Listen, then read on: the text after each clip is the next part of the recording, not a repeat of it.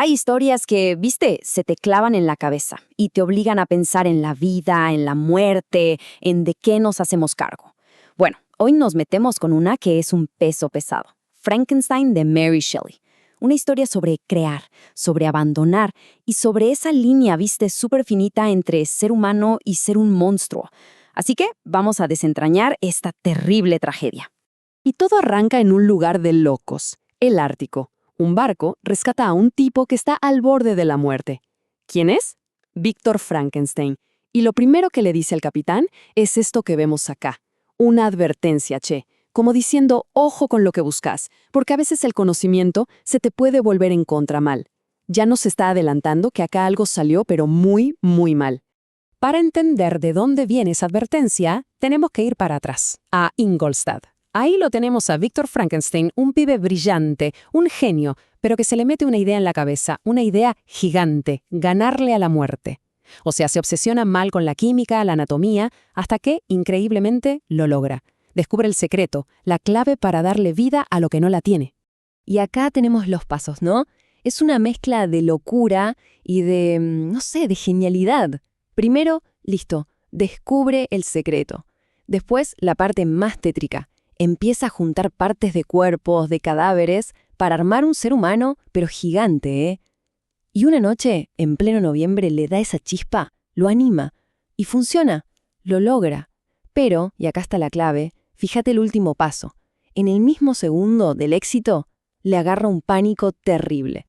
Acá es donde arranca la verdadera tragedia. Porque en ese momento, el sueño de su vida se le transforma en una pesadilla absoluta. La frase lo dice todo, ¿no? Horror y asco. Cero orgullo. Lo que hace es salir corriendo. Abandona a su creación apenas le da vida. Y esa decisión les va a costar carísima a los dos. Bueno, ahora demos vuelta a la tortilla. Pensemos un segundo en la criatura. Imagínate nacer así, con un cuerpo de adulto, pero con la mente de un bebé. Así arranca él. No entiende nada de odio, solo está confundido. Pero claro, su aspecto es terrible, y la gente lo ve y sale espantada. Su primer contacto con el mundo es el miedo, los gritos, la violencia. Esto que vemos acá es como un espejo, pero un espejo trágico. Por un lado, lo tenés a Víctor, familia que lo ama, amigos, educación, lo tenía todo. Y elige esconderse, aislarse por la culpa que siente. Del otro lado, su creación, que no tiene absolutamente nada, y lo único que quiere, lo único que busca es un poco de conexión. Eso que a Víctor le sobraba y que a él se lo niegan todo el tiempo. Fíjate qué increíble. La criatura aprende todo espiando a una familia a escondidas. Aprende a hablar, a leer, a sentir. Pero ese conocimiento, en vez de ayudarlo, le trae más dolor. Porque ahí se da cuenta de lo que es, de cómo lo ven los demás, de que es un monstruo. Y toda esa bondad que tenía dentro, de a poco, se empieza a pudrir por la soledad y la amargura. Y bueno, tanto rechazo, tanta miseria, al final explota, se convierte en furia pura.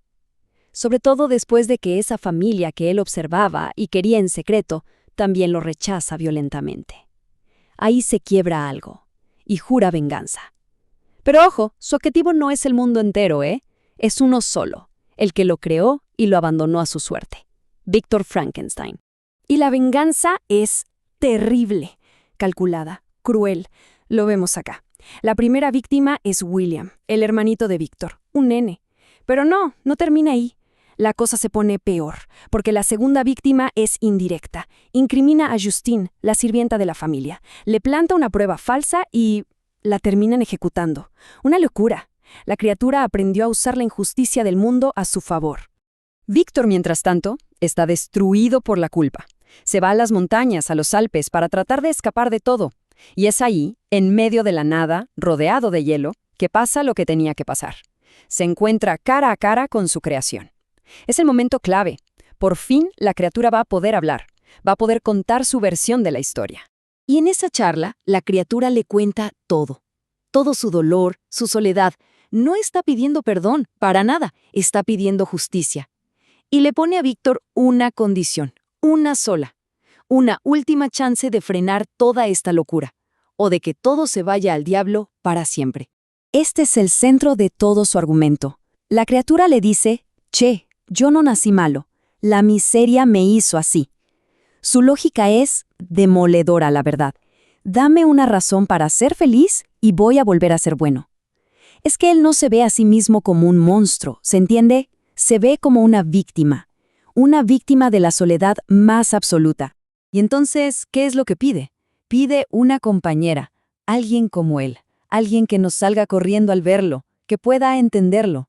Y a cambio, le hace una promesa. Nos vamos los dos juntos, bien lejos, a Sudamérica, y no nos ven nunca más.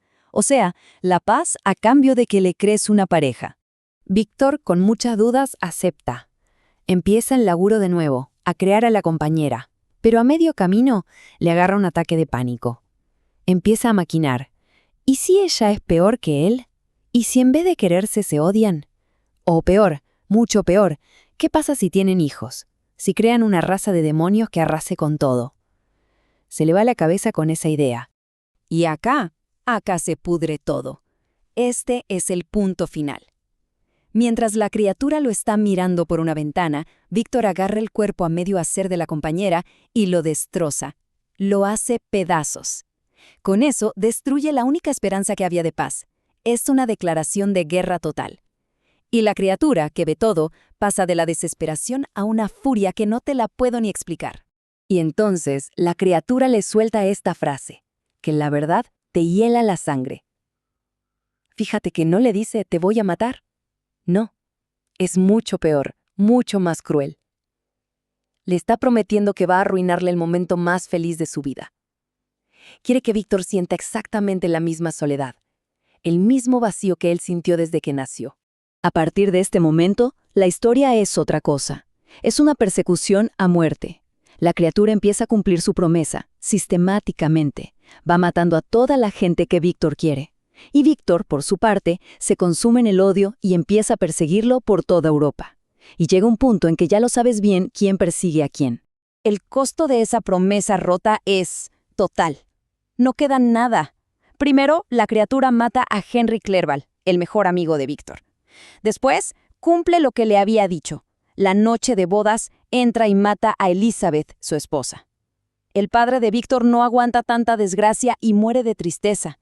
Y listo, Víctor se queda solo en el mundo. Lo perdió todo. Y con esto, la historia cierra el círculo.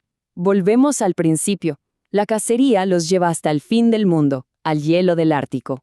Un paisaje perfecto, ¿no? Vacío, helado, desolado, igual que sus vidas. Ya están ahí para el último round, el definitivo. Pero al final no hay una gran pelea. Víctor simplemente no da más. El agotamiento lo mata ahí, en el barco.